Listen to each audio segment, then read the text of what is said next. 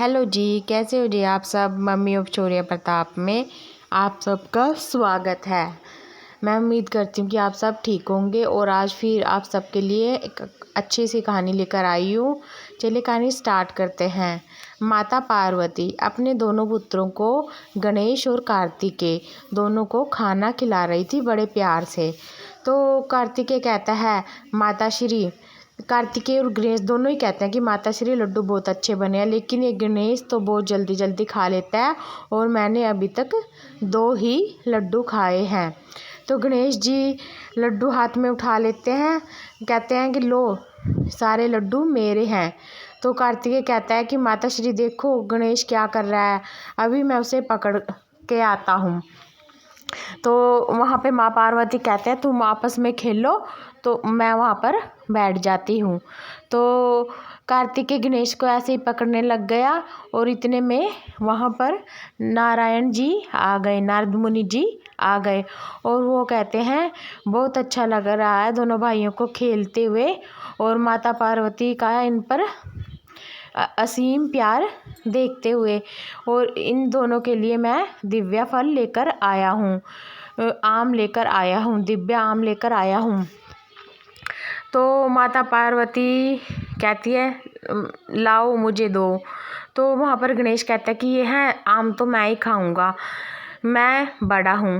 वहाँ पे कार्तिक कहता है ये आम तो मैं ही खाऊंगा क्योंकि मैं बड़ा हूँ। दोनों में आपस में बहस होने लग गई। इतने में शिव भगवान जी आ जाते हैं, भोलेनाथ जी आ जाते हैं और वो कहते हैं कि मेरे पुत्रों में किस तरह की बहस हो रही है और नारद मुनि जी आप यहाँ पर इतना कहते हैं, और नारद मुनि जी कहते हैं कि आप ही अपने दोनों बच्चों की बहस को सुलझाओ। तो शिव भगवान जी कहते हैं कि जो सबसे पहले पूरी पृथ्वी को 3 चक्कर लगाएगा वो ही विजेता होगा और वो ही बड़ा कहलाएगा। तो कार्तिकेय अपने माता पिता को प्रणाम करके चल दिया पृथ्वी के चक्कर लगाने के लिए, और गणेश जी सोचने लगते हैं कि मेरा वाहन तो मूषक है, मुझे तो बहुत टाइम लग जाएगा। उन्होंने अपनी बुद्धि का इस्तेमाल किया।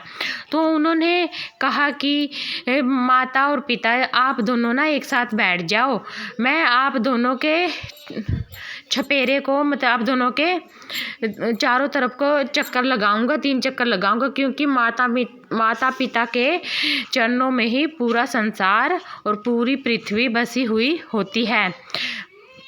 और इससे उसके माता पिता, गणेश जी के माता पिता खुश हो जाते हैं और गणेश जी 3 चक्कर लगा देते हैं अपने माता पिता के चारों तरफ और उनके चक्कर पूरे हो जाते हैं। यही सारी बात कार्तिकेय को पता लगती है और वो समझ जाते हैं। तो माँ पार्वती अपने दोनों बच्चों को कहते हैं कि तुम दोनों आम मिल बांट कर खाओ। चलिए यहाँ पर हमारी कहानी समाप्त होती है और आप बताइए हमारी कहानी आप सबको कैसी लगी। देखिए यह बात सच है कि हमारे माता पिता के चरणों में ही पूरा संसार होता है। अगर हम अपने माता पिता की सेवा करते हैं तो उससे बड़ा पुण्य कोई नहीं होता। और उसके बाद हम आगे आपके लिए एक अच्छी कहानी और लेकर आएंगे। अगर आप सबको कहानी पसंद आए तो सब्सक्राइब कीजिएगा, शेयर कीजिएगा और अच्छे अच्छे कमेंट कीजिए। चलिए मिलते हैं नेक्स्ट कहानी के साथ।